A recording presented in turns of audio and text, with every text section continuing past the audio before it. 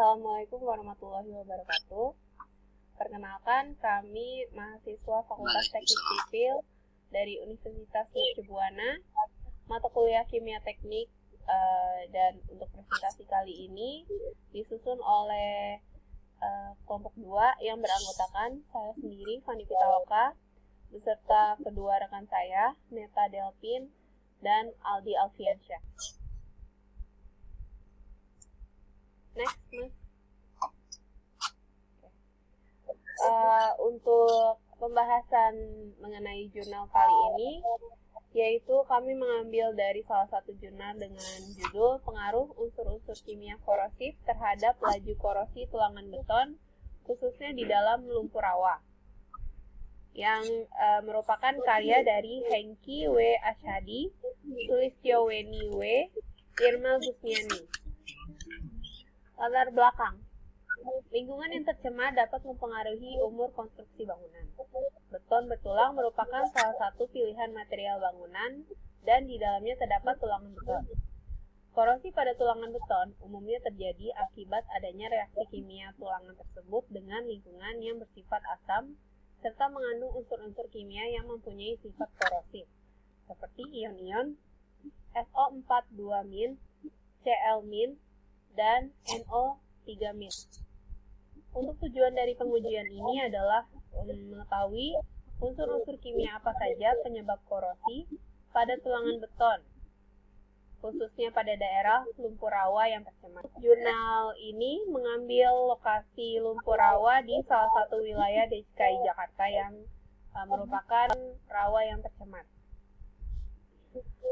Unsur kimia korosif dalam lumpur rawa terhadap laju korosi tulangan beton.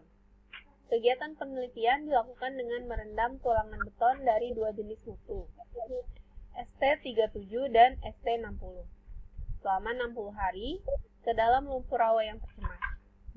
Lumpur rawa dibuat dalam 3 variasi, yaitu dengan memperbesar konsentrasi unsur korosif 1 kali, 5 kali, pengukuran laju korosi menggunakan metode imersi. Hasil uji imersi menunjukkan bahwa unsur sulfat memberikan pengaruh yang paling besar dalam proses korosi ST37 maupun ST60, diikuti dengan unsur klorida dan nitrat. Besarnya laju korosi ST37 adalah 17,58 MPy, sedangkan ST60 adalah 12,47 MPy. Untuk unsur-unsur kimia yang mempunyai sifat korosif, diantaranya ion-ion NSO4-2-, ion-ion Cl-, ion-ion NO3-.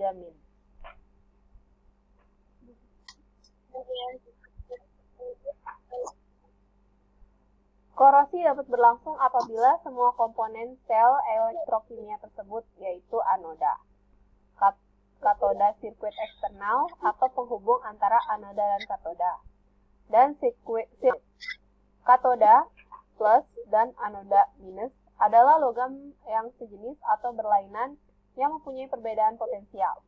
Untuk penyebab terjadinya korosi pada lingkungan yang kurang mendukung adalah yang pertama, kadar pH yang rendah, yang kedua, banyaknya kandungan unsur klorida bebas, yang ketiga, sulfat. Contoh sudah terjadinya korosi pada besi, yaitu bisa dilihat pada gambar. Kondisi karat.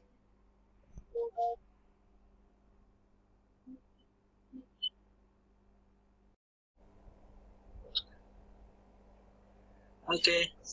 Sifat elektrokimia diilustrasikan dengan rusaknya. Yang pertama, zinc atau seng akibat asam klorida atau HCl. Yang kedua, ketika zinc ditaruh dalam larutan klorida atau larutan HCl. Ini reaksi di mana gas hidrogen akan terbentuk dan zinc akan terlarut. Yang keempat, membentuk larutan zinc klorida.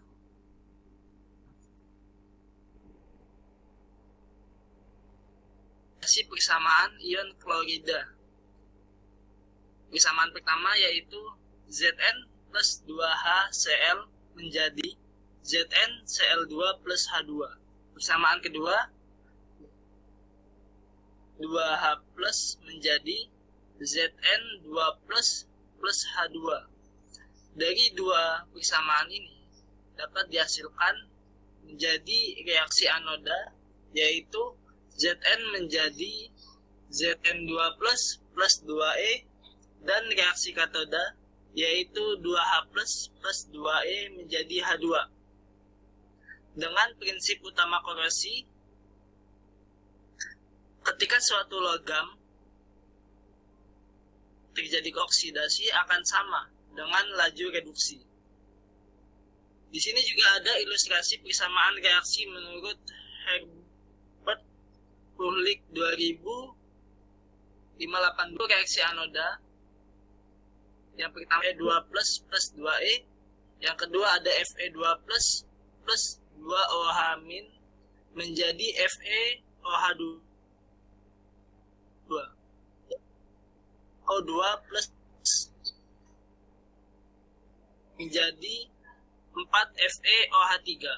Yang keempat ada 2 Fe2O3H2 plus 2 HO2 atau karat. Reaksi katoda setengah O2 plus H2O plus 2E menjadi 2OH min. Metode penelitian.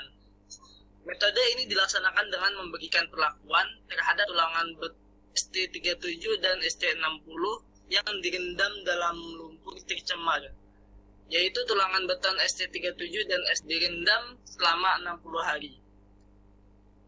Berfungsi sebagai rendaman divariasikan dalam 4 jenis air rendaman, yaitu yang pertama ada lumpur rawa murni atau LRM, yang kedua lumpur rawa yang diperbesar konsentrasi unsur 5 kali atau LR5, yang ketiga lumpur rawa yang diperbesar konsentrasi unsur korosif menjadi 10 kali, yaitu atau LR10.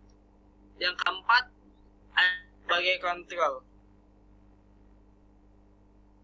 Sampel tulangan beton dibuat dalam bentuk kupon dengan ukuran 5 cm dikali 2,5 cm dikali 0,3 cm dengan jumlah sampel untuk beton 8 kupon. Sampel digantungkan dalam wadah-wadah yang berisi air rendaman dalam 4 variasi, dan pada hari ke-60 dilakukan pengukuran laju korosi tulangan beton dengan menggunakan metode impersion. Kupon ditimbang sebelum dimasukkan ke dalam wadah uji coba, dan setelah 60 hari perendaman, peristiwa korosi dari contoh di atas dapat kita ilustrasikan pada gambar di bawah.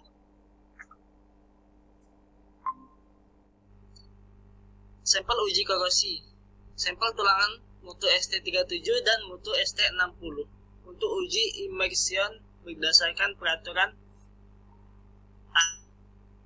G59-78, di mana untuk laju korosi adalah berbentuk kupon, persegi atau berbentuk lingkaran dengan tebal minimal 3 mm.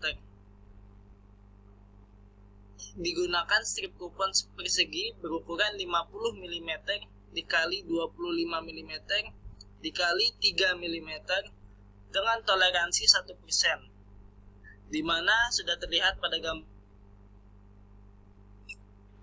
Nah, pada saat perendaman dilakukan penggantian lumpur rawa dan larutan korosif setiap 2 minggu sekali, di mana perendaman dilakukan selama 60 hari dan sampel diangkat kemudian dibersihkan dari karat dengan mencucinya dengan menggunakan yang terbuat dari serbuk zinc. Oke, seperti di atas kita dapatkan hasilnya, yaitu di tabel pertama, di tabel sebelah kiri terdapat hasil pemeriksaan lumpur rawa. Pada tabel pertama yang kita dapatkan pH, temperatur, DHL, alkalinitas, Cl-, DO, sulfat, zat organik, PSS, nitrat, dan nitrit. Berdasarkan hasil pemeriksaan lumpur rawa tersebut, maka dilakukan perhitungan dan percobaan untuk membuat variasi lumpur rendaman lainnya dengan konsentrasi masing-masing unsur diperbesar sebanyak 5 kali dan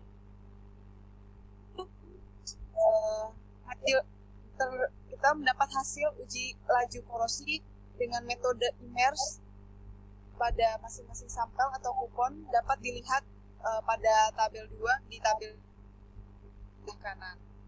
Berdasarkan hasil laju korosi pada tabel 2 dapat dilihat bahwa pembesaran konsentrasi unsur korosif dalam lumpur rawa akan mempengaruhi pH campuran. Lalu dapat dikatakan bahwa laju korosi pada pH campuran lebih tinggi dari pH rawa alami. Semakin rendahnya pH campuran, semakin tinggi laju korosi yang terjadi. Lalu dapat dilihatnya yang paling korosif itu merupakan H2SO4 atau asam sulfat, lalu diikuti dengan HCl yaitu asam klorida, dan HNO3 nitrat. Di antara ketiga unsur sulfat ini yang mempunyai nilai laju korosi paling tinggi yaitu ST37 sebesar 12,5 PW atau untuk ST60 itu sebesar 12,47 MPy atau mils per year. Pada baja tulangan, pada struktur beton bertulang biasanya sampai 4% karbon dan 1-3% silikon. Untuk memperbaiki mutu baja tulangan dalam hal ketahanannya terhadap proses korosi ini, itu dengan menambahkan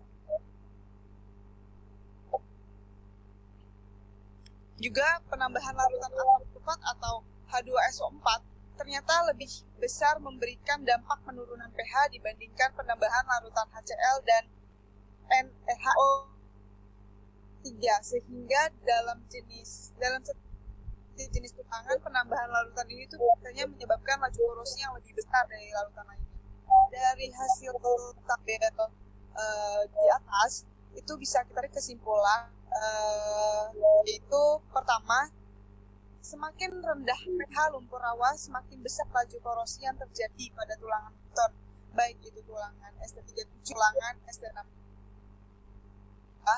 Unsur sulfat memberikan pengaruh yang paling besar terhadap laju korosi tulangan beton dalam tulangan beton ST37 maupun ST60. Diikuti oleh unsur klorida, kemudian yang kesimpulan ketiga, semakin tinggi kualitas tulangan beton, semakin rendah pula laju korosi yang terjadi. Sekian kesimpulan yang bisa diambil. Sekian juga pembahasan yang bisa kelompok. Terima kasih. Sekian.